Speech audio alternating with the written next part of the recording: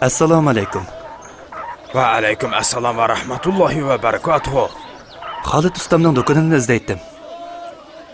3-ko'chaning oxiridagi do'kon. Dal, Xolidning do'koni.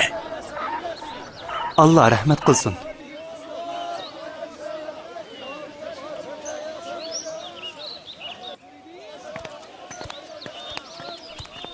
Assalomu alaykum Xolid ustam.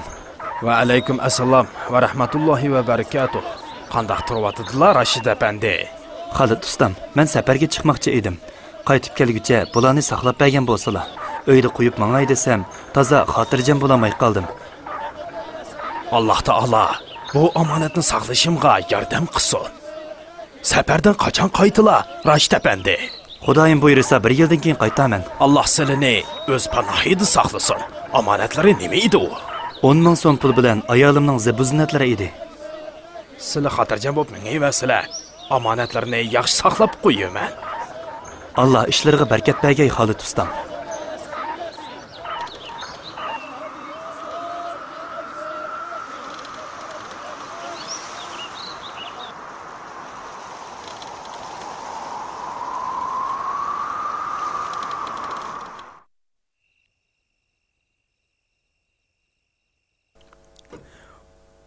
Mollarim dengizga cho'kib ketgani 3 oy bo'ldi.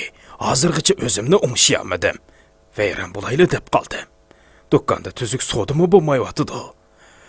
Ay, qanday qilsam bo'la? Mal og'ili pul deb olsam, sodamni burunqideklar yurishtirib ketalaydim emasmi?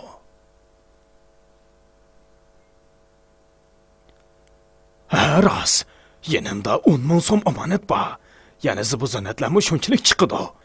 Omonatning egisi necha oygacha qaytib kelmaydi. Shu pullarni ilib, so'da qilib, egisi qaytqucha o'rniga sep qo'ysam bo'ladi-ku. Yaxshisi shunday qilay.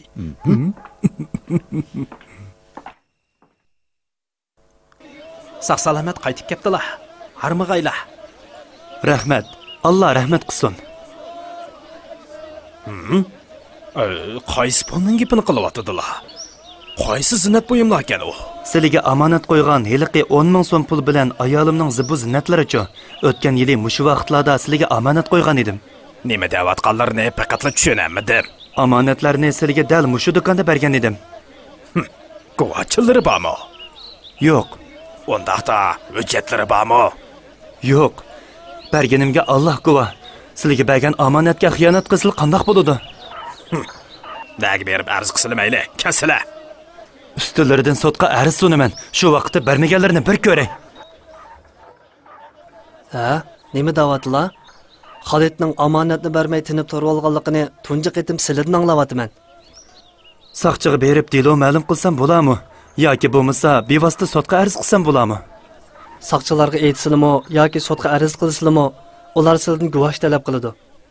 Sizning guvohchilarim yo'q ekan. Qo'llarda omonat qo'ygan aloqador hujjatlarim yo'q ekan emasmi? Mushundaqli bo'ldi qilib o'tamdiman. Eng yaxshisi Xolid gapini anglab hurmatlaydigan, ayminadigan biror kishiga ahvolni deyli. Balkim u Xolidga nasihat qilib, omonatga xiyonat qilsa bo'lmaydiganligini aytib, sizlarning omonatlarni qaytarishga yordam qila. U kishini nerdan topamiz? Abdullakim deb bir savdogar bor. Xolid uni bakchong biladi. Balkim u yordam qila olishi mumkin. La havla va la quvvata illa billah. Xolid rasmu shunda qildimi? Omonatga xiyonat qiladigan jahon bo'lib ketdi-ku bu. Balkim payg'ambarimiz Muhammad sallallohu alayhi va sallam xabar bergan zamon mushu bo'lsa kerak. Payg'ambarimiz Muhammad sallallohu alayhi va sallam agar omonatlar zoyi qilinsa qiyomatni kutinglar degan. Qanday qilmoqchi bo'lyaptilar? Inshaalloh, atigan Xolidning yoniga boraylik. Alloh ko'ngliga insof berib, to'g'ri yo'lga qaytib qolsa ajab emas. Alloh taolo yana shubhasizki Alloh sizlarni omonatlarni egasiga qaytarishga, kishilar orasida hukm qilganda adil hukm qilishga buyuradi. Alloh sizlarga nasihat qilgan ishlar nima degan yaxshi? Alloh haqiqatan anglab turg'uchidir degan. Alloh sizlarni omonatlarni egasiga qaytarishga buyuradi degan oyatning nima ma'nosi borligini bilamla? Yo'q, bilmaydi ekanman. Ma'nosi, yeninglarda saqlashga berilgan pul, Mal, omonatlarning hammasini egasiga qaytarib beringlar degan bo'ladi. Xolid bilan oranglarda yuz bergan ish oyatdagi omonatga munosabatlik. Omonatning ma'nosi mo intayin keng. Nurg'un ishlarni o'z ichiga oladi albatta. Qandoq deylar? Masalan, aql bilan badanmi omonat. Har ikkisini asrashimiz, yaxshi ishlarda ishlatishimiz lozim. Namoz, zakot, ro'za qatorliqlar Alloh taolaning bizning ustimizdagi haqlari. Bularmi bizning gadinimizdagi omonat. Balachaqa urug'tiqanlarmi bizga topshirilgan omonat. Ularni asrab holidan xabar olish majburiyatimiz. Yosh o'smirlarni musulmoncha tarbiyalab yetildirishmi ota-onalarning gadindagi eng muhim omonatlarning biri. Musulmonlar jamoatining haq-huquqlariga rioya qilish, ularning obro'yini qo'g'dash qatorliq nurg'un ishlarmi bizga topshirilgan omonat bo'lib hisoblanadi. Payg'ambarimizning hadislarida omonatni saqlashga buyurib, xiyonat qilishdan ogohlantirgan mazmunlar bordi. Shundaq, bu vaqtda nurg'un hadislar bor. Masalan, payg'ambarimiz sallallohu alayhi va sallam munofiqning alomati 3 bo'lib, so'zlasa yolg'on aytadi. Va'da qilsa va'dasiga vafo qilmaydi. Omonat qo'yilsa xiyonat qiladi degan. Alloh yo'lida jihad qilish barliq gunohlarga kaforat bo'ladi. Ammo omonatga xiyonat qilishga kaforat bo'lolmaydi. Shunchalik xatarlikmi? Balki uningdanmi xatarlik. Qiyomat kuni Alloh taolo omonatga xiyonat qilgan kishini tartib chiqarib, uningga palani kishining omonatini topshirgan, yaningdagi palani omonatni egasiga qaytargan deydi. O kishi nima deb javob beradi? U kishi deydiki: "Ey Alloh, dunyomi, ichidagi narsalarmi yo'qolib tugadi. Omonatlarni qandoq topaman?" Keyin qandoq bo'ladi?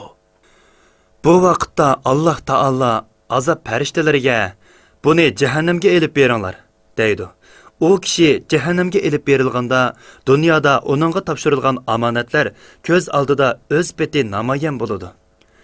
U narsalarni tunib, kaynidan yugurib yetishib olib, o'shnisiga elib, "Amdi chiqib ketdim-ku" deb tursa, narsalar o'shnisidan tushib ketadi.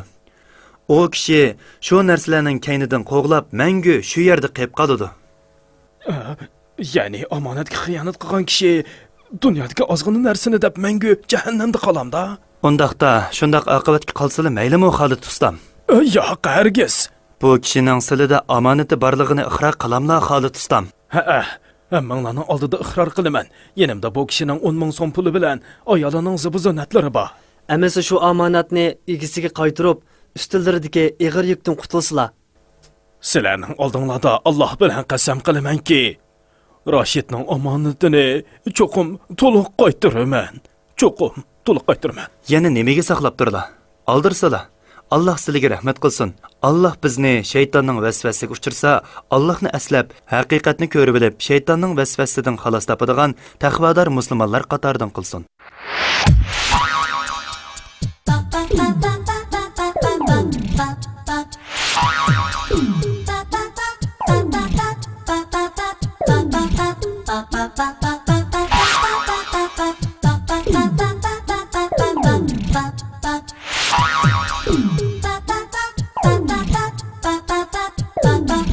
Ba ba ba ba